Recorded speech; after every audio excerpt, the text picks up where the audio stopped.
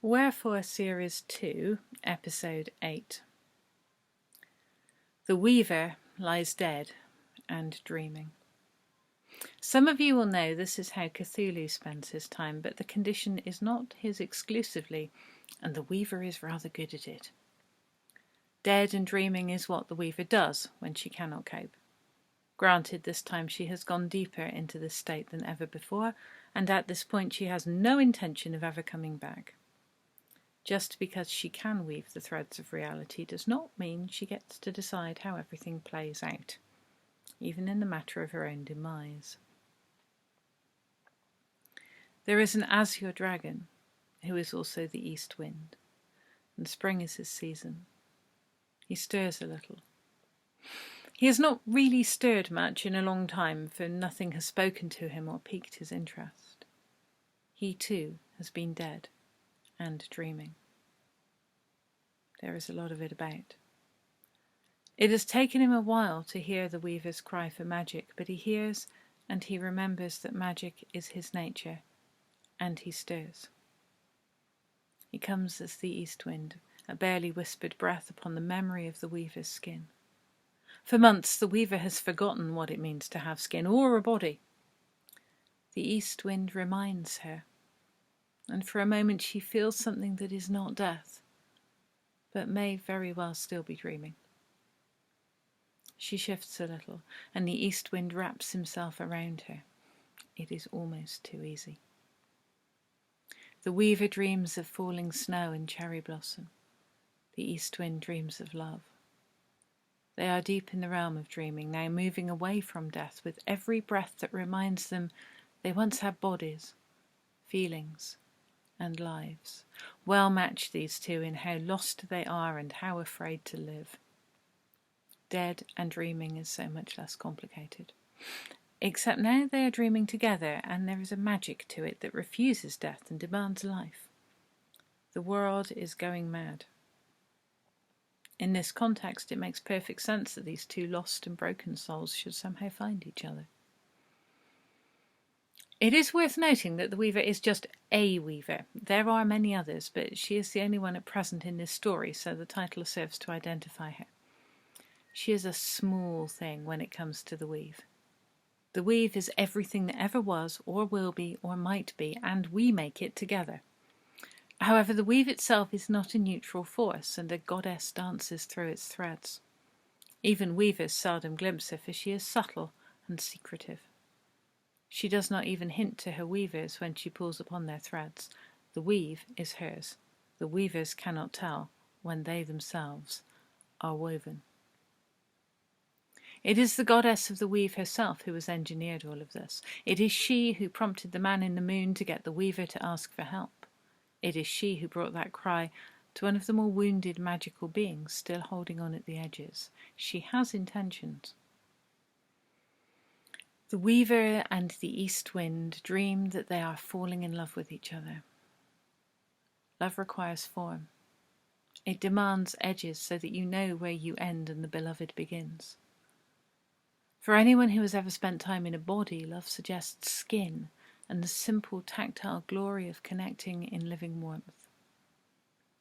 There is so much it is hard to do without proper edges, without want, without enthusiasm. A soul isn't much at all, and they tend to disintegrate. For there to be life of any sort, there must be will, desire, intentions. Life is change. I know this is all a tad philosophical, metaphysical even, but there is also a literal truth to it. The Weaver and the east wind have found their edges a little because they are encountering each other. There is friction, difference, and this begets shape. Neither would have bothered to live otherwise, but as experiencing the edges of otherness, they are changed. They become more real. Magic unfolds, and in the Weaver who had cried out for magic, there is indeed magic now, and it makes demands upon her. We should pause and note at this point that the man in the moon is also a dreamer. It is hard to say exactly what the relationship is between the realm of the moon and the country of dreams. These are ephemeral places, and their borders shift and defy explanations. There are no maps of this landscape. Most of the realm of dream is shifting and unreliable anyway. It is hard to explain what happens to beings who inhabit such places and who simply feel how things are in ways that are far outside human experience. But even so, they are people too, and closer to us than they may first appear. Part of the point of telling you this story is so that you might see how the moon, the weaver, and the east wind might really be people you know. When the weaver comes a little closer to life, deep in dream, the man in the moon knows it. He understands finally what has happened and that he had lost all sense of her because she was dead. She has been dead before, but he's resisted thinking about this. He knows, because of his own agency in these events, that the east wind has found her. It is a deeply conflicting sort of knowledge. He wants the weaver back in the land of the living. He wants her to be happy. The east wind seems able to help with this. Also, the man in the moon is somewhat enamoured of the east wind. Right now, these two are in a place he cannot reach because it is a tiny realm made out of each other. He has no idea how to feel about that. It is not a coincidence that as these powerful forces of magic, emotion, connection, and separation play out in the dreaming, the regular humans are experiencing strange dreams and nightmares on an unprecedented scale. They will put it down to the impact of the COVID virus. You can say. These things are clearly all connected. The east wind holds the weaver tightly. There has never been such a holding before. It defines shape and self. It creates possibility. Magic flourishes where there is no space between forms. There is madness to it and desperation. There is despair and the howling of souls too broken, surely, too lost, surely, to ever find shape again. And yet out of this mess they remake themselves a little. They remember who they were, and tangled tight together start to dream of who they could be. These are dangerous dreams. Hope is such a treacherous force at the best of times. Magic is fading from the world, and they are both magical beings whose time may well be short or already over. But for a bright, sweet time, they find life in each other, and everything seems possible.